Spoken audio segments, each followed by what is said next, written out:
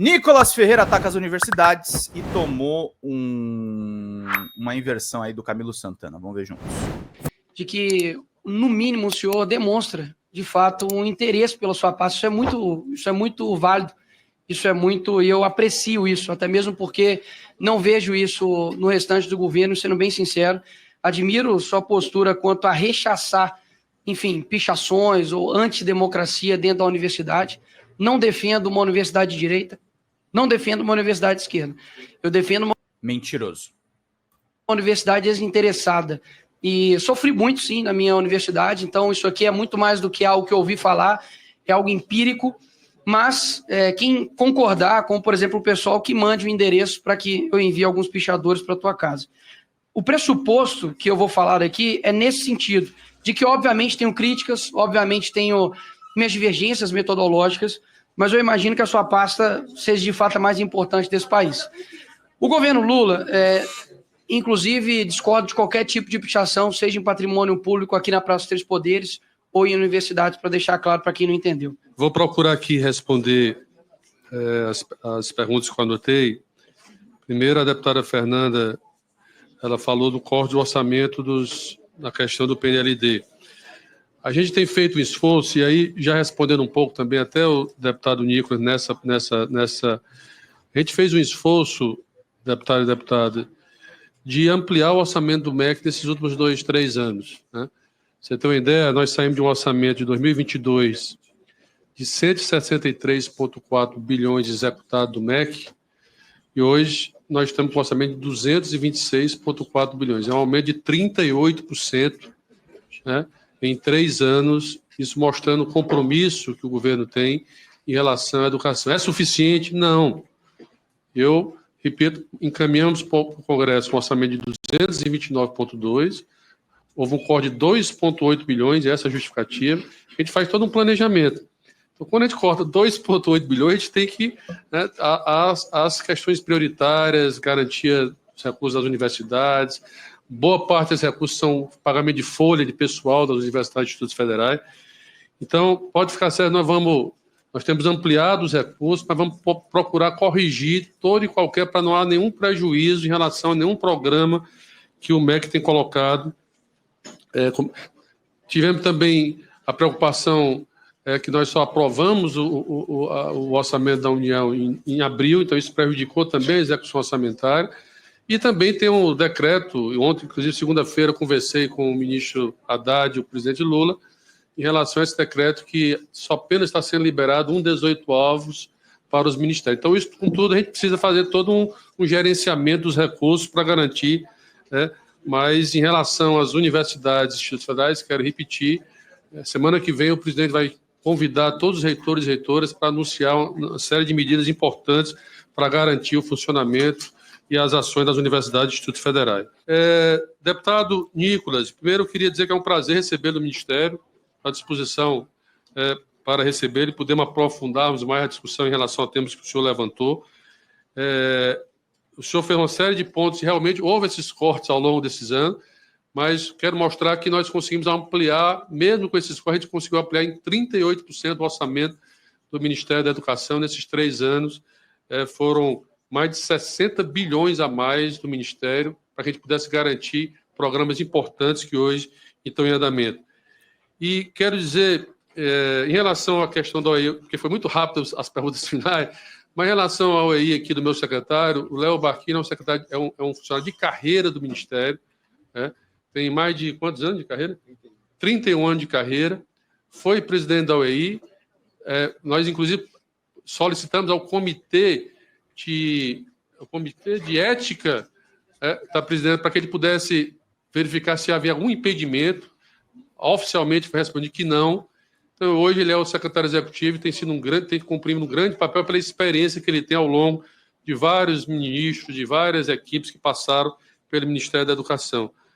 Mas eu queria, assim, para arredondar um pouco a fala até aqui dos deputados, dizer que a preocupação que eu tenho maior, gente, pode ficar certo que eu sou parlamentar igual a vocês, eu quero apenas sair do Ministério ano que vem podendo melhorar os indicadores educacionais desse país. Porque não adianta nada eu falar que, igual algum deputado colocou, só falar de, eu estou investindo 2 bilhões, 3 bilhões, se o resultado lá na ponta não melhorar. Então, todas as estratégias que nós lançamos, da alfabetização, da escola tempo integral, do pé de meia, do PAC focando em creche e escola tempo integral, tem uma estratégia. Eu não posso fazer tudo no Ministério porque eu não tenho condições de recursos para isso. Mas eu estou focando naquilo que eu considero mais importante hoje para o Brasil, que é garantir que todo brasileiro e brasileira possa concluir a educação básica nesse país, gente. A gente precisa se indignar com isso. Isso é um prejuízo enorme para a nação, para o nosso país. Então, tem aquele tripé que todo mundo conhece. Acesso à escola, e o Brasil está quase universalizando o acesso à escola. Garantir que todo mundo possa ter acesso à escola. Depois, garantir que todo mundo possa ter qualidade na aprendizagem. Não basta ter só acesso à escola, é aprender. É não chegar nos dados vergonhosos do PISA e ver que a grande maioria dos alunos não tem a formação básica da matemática ou do português. Ministro, desculpe lhe interromper. Eu estou vendo que o senhor está caminhando para a finalização. O senhor não me respondeu, inclusive. Eu não respondi, não? Por gentileza, não. Em relação ao grupo, a receber o pessoal, posso receber, não pode fazer. Mas eu só quero garantir. Mas eu respondi. Gostaria de... Mas eu respondi, deputada Alice, só para dizer que nenhum curso pode ser feito mais à distância da saúde. Antes podia. Antes, manter a ordem na comissão e manter a palavra do ministro. Na minha resposta eu já tinha... porque só quero dizer que antes cursos da saúde poderiam ser feitos à distância. Nesse novo decreto, nenhum curso de saúde pode ser feito à distância. Nós queríamos conversar com o senhor sobre presidente, isso. Mas... Pois é, né, Zelina? Eu queria pedir para não interromper o ministro, por favor. É só uma resposta. Tudo bem, deputada, mas a gente tem que manter a ordem nesse momento. Por favor, ministro, continua. Mas deputada, será o maior prazer receber a comissão para que a gente possa discutir. Mas, como eu estava falando, acesso, garantia da qualidade da aprendizagem, por isso a questão da alfabetização, por isso a questão da escola tempo integral, né? E permanência na escola. Por que o pé de meia surgiu? O pé de meia surgiu por isso. Porque a gente perde muito aluno que sai fora da escola precisando manter esse aluno, garantir que ele termine o ensino médio. Então, todas as estratégias que a gente tem traçado em relação ao Ministério, na educação básica, tem um objetivo, tem um foco e tem metas. Tem metas estabelecidas.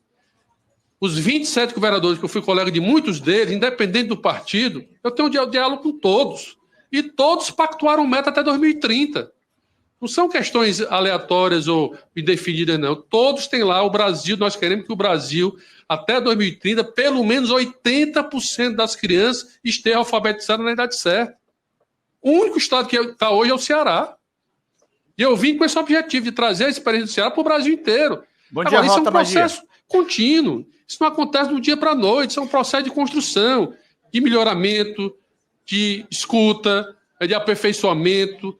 E se nós construímos, deputados e deputadas, qualquer política pública, eu não acredito em nenhuma política pública que não seja construída com os entes federados. Porque são eles que estão lá na ponta. O MEC não pode impor nada. Então tem que construir com eles. Quando nós construímos a avaliação da alfabetização, foi com os governadores e prefeitos dos estados e municípios. Não foi imposição do MEC.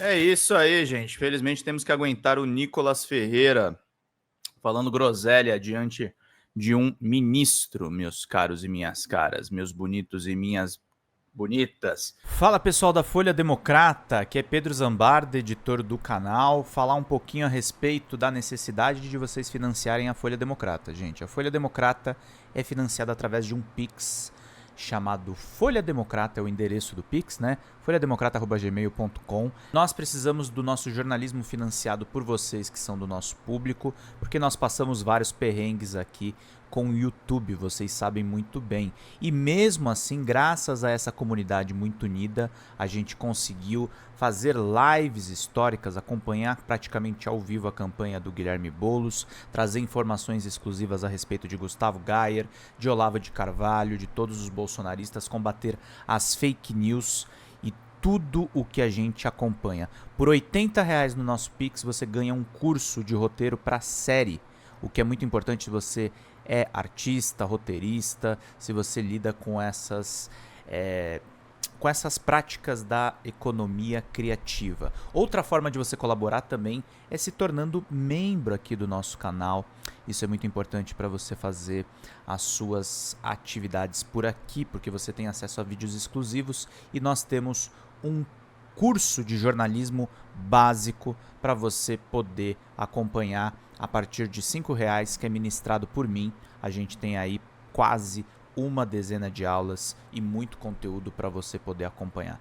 Meus caros, minhas caras, financiem o jornalismo independente, financiem o jornalismo que se posiciona à esquerda, financiem o jornalismo na internet, que traz informações confiáveis, checadas, que cruza informações e que trata você, que é o nosso público, de uma maneira muito séria. Vida longa e próspera, gente. Cuidem dos seus. Até mais. Tchau, tchau.